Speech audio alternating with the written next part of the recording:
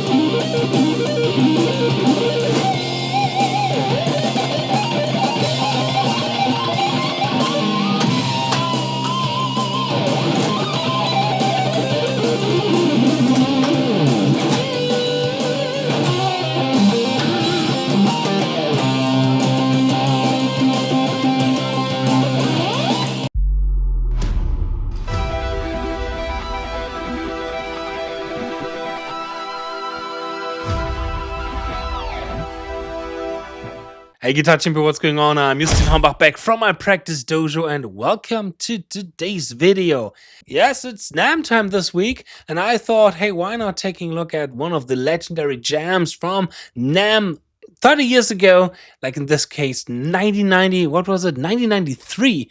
Fucking hell, when this happened I was 2 years old. And this jam is 6 shredders on a stage playing together over the song Going Down. Going Down is a typical blues rock kind of song that Steve Vai, Joe Satriani played a lot on their G3 tour, especially the ones with Eric Johnson. But here, as I've mentioned, it's not only 3 guitar players, it is like nearly 6 guitar players, and all Ibanez artists when I remember correctly at this time. Joe Satriani, Steve Vai, that makes sense. Paul Gilbert as well. Alex Skolnik is playing in Ibanez, Andy Timmons is playing in Ibanez, Reb Beach is playing in Ibanez, Shawn Lane is playing in Ibanez. So all of these legendary players are playing, yeah, these beautiful instruments over here, the Ibanez guitars. And you know, in a world like today, where you often have to sign contracts when you are making videos with other guitar players to ensure that you are not posting any clips of them playing any guitar, yeah, that is unfortunately the reality. In times like those, where people are so insecure of their guitar playing and that mistakes can be appearing over the surface, you don't see these kind of jams anymore so often. And I think it's kind of sad because I really love those jams. And I really would love to see people like, I don't know, Tim Henson, Jason Richardson, whatnot, playing together, jamming together over a blues classic. Well, but nowadays we have jams like the legendary 2016 Meinl Ibanez Guitar Festival jam, where, you know, this happened. That's alright, because Tobin still got his guitar. Rock and roll.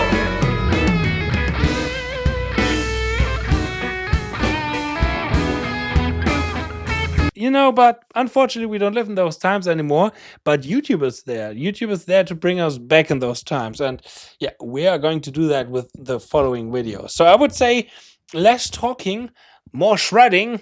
Let's go into the NAMM Jam of 1993. Here we go. All eyes on the drummer.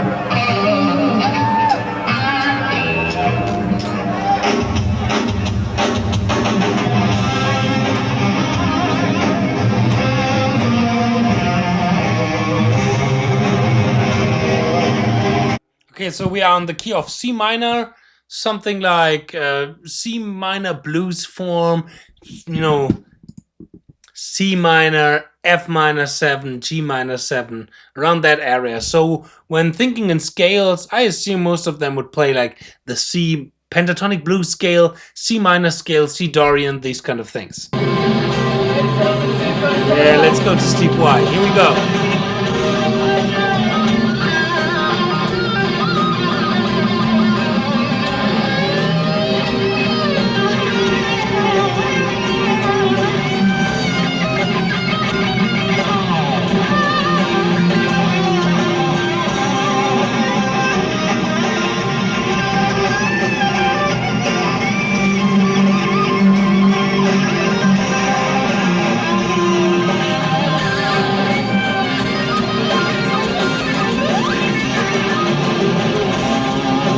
So what I really like here with Steve's playing is his note choices, because he's really emphasizing the major sixth, in that case the C Dorian kind of scale.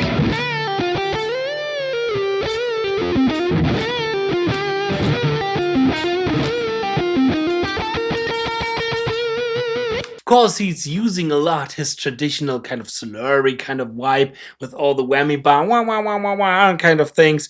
But I don't have a whammy bar right now on that guitar, so I cannot really do that. But as well, like emphasizing the fifths and some blue notes, but again, like still staying in this kind of Dorian mode and combining that with this kind of legato phrase.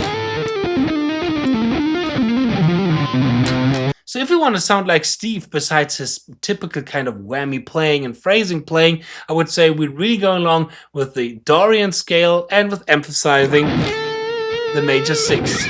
Okay, now let's continue with Andy Timmons, I believe.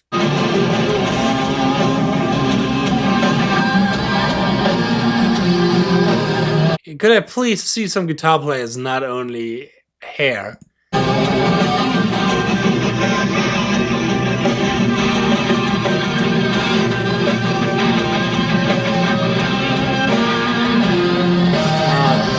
You can't hear a lot from Andy, unfortunately.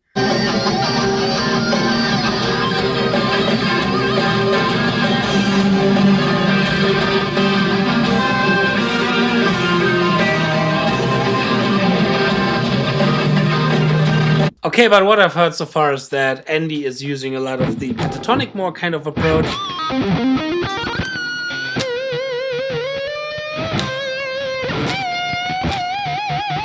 And as well, like in this faster lick that he's playing in the end, it sounded a little bit like it is like a typical pentatonic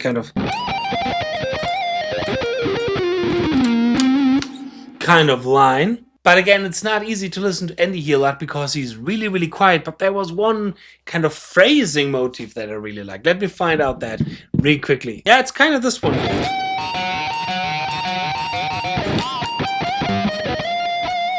Where he's emphasizing the fifth and the seventh together with this double stop bend here.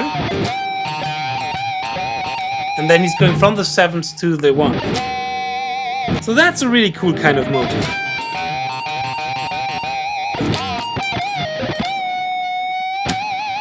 Let's continue with the next guitar player, which I think should be Reb Beach or Alex Skolnik. I think Reb Beach is it.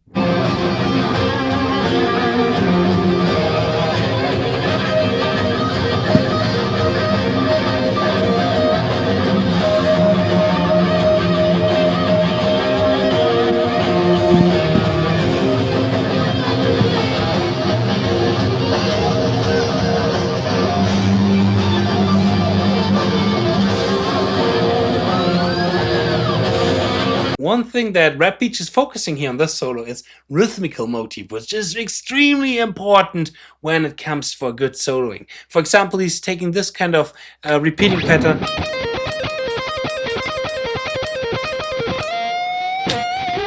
And then he's playing around with some blues phrases. In the end, we cannot see it, but it looks like that he's doing some of his typical two-hand tapping kind of things. And what Reb Beach like to do, same like Greg Howe, for example, is that he's, basically playing 3-note string scales, but played out with tapping.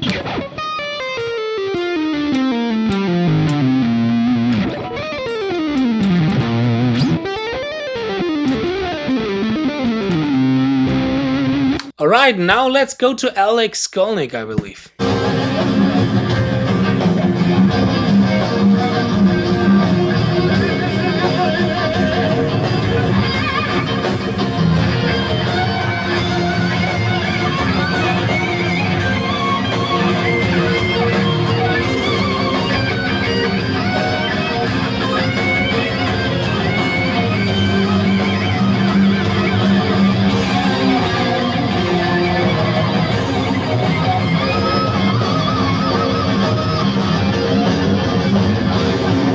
So one thing that I really like with Alex Skolnik's solo is, first of all, you can hear a little bit more that he's a little bit into jazz. I mean, he's not playing some outside fusion scales here right now, but he's using certain melodic phrases and melodic ideas that are truly inspired by jazz music. Like, for example, that one pause that he has. He's the first guitar player from those shredders who makes one cut and leave space to breathe in his solo. He has a real pause in his solo, and that's something that not a lot of guitar players are doing, because yeah, they're often afraid it gets too boring, or they have to, you know, fill that gap, and that it is this, you know, really weird void of nothing in a solo when you just play something like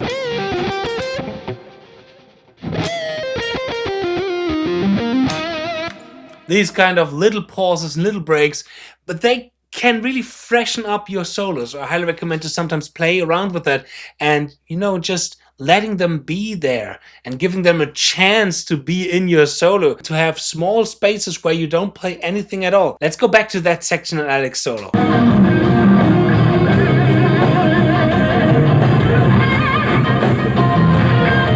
For nearly a bar, he is playing nothing.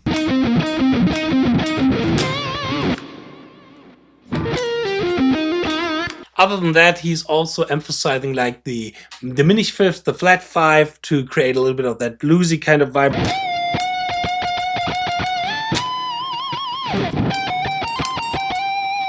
Yeah, and then we have this fast lick, which is basically like a stretch pentatonic lick.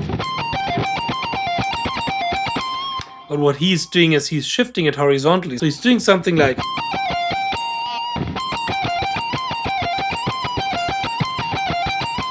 which is kind of weird and not easy to play fast. I mean, he's not in hand synchronization there anyways, so it's more like a slur kind of effect.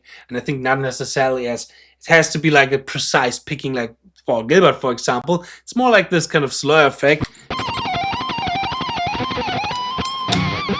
And now we're going to my favorite of that jam, legendary Shawn Lane. Here we go. Let's blow our mind and our head off just by this guitar player.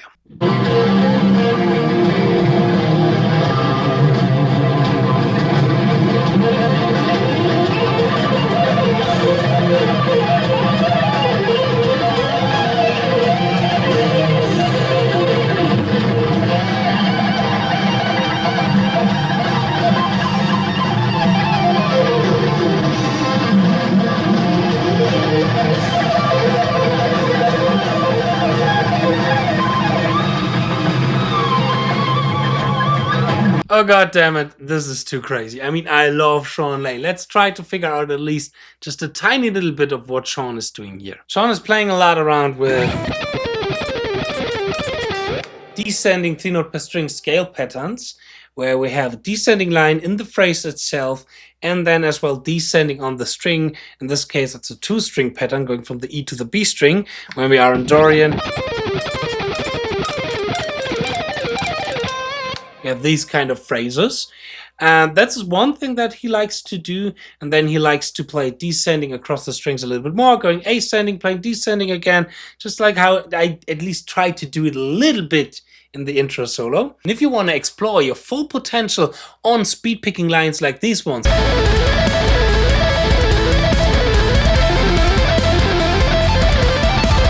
I highly recommend to check out the ZEN of Speedpicking, my big online masterclass about speed picking, where I show you in over 50 licks and exercises that you can use as a blueprint for your next solo, more than 10 etudes, 4 workouts for everybody who don't have much time to practice, and a bulletproof practice plan, how to boost your playing to the next level. Check it out in the link in the description box, and don't miss the chance to get the ZEN of Sweeping, my big online masterclass about sweeping with more than 15 sweep etudes, 50% off. Again, check the link in the description box for more information. Another lick that Shawn really likes to do as well is his falling down the stairs lick.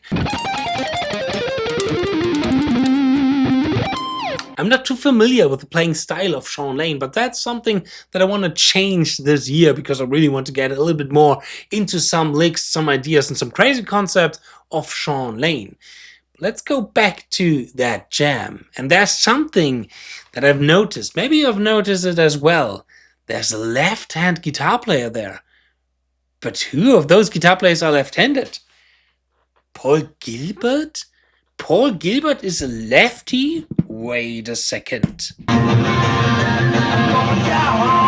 Yeah, but how the hell is Paul going to play a solo on the left-hand guitar? I mean, he seems to play just the basic chords with the left-hand guitar, which is already a pretty hard thing. I have a left-hand guitar over there. I tried it out a little bit, and it is not easy to play. And just playing chords on the left-hand guitar, you know, it is hard for everybody who used to play right-hand otherwise. But how is he playing a solo, especially after Steve Vai, Alex Skolnik, Andy Timmons, and especially Shawn Lane? Well, yeah, that's a funny story, because Paul once in an interview said that he was so scared of the guitar players in front of him, especially Shawn Lane, that he has to come up with something that will blow off the people's mind a little bit more. So he not only play left-hand guitar, he's also shredding on the left-hand guitar, but with his teeth.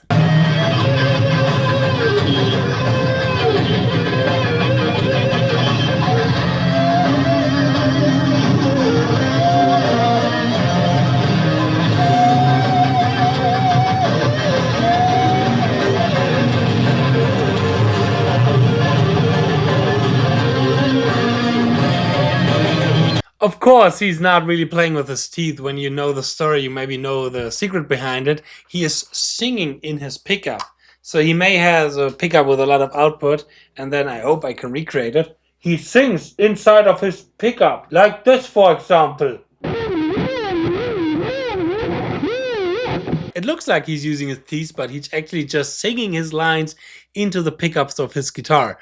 And of course, that's kind of a funny joke, and that's why we all love Paul Gilbert, because of his humor. So now we're going back into the year 2026, nearly 34 years since that jam, and we want to try to become better guitar players.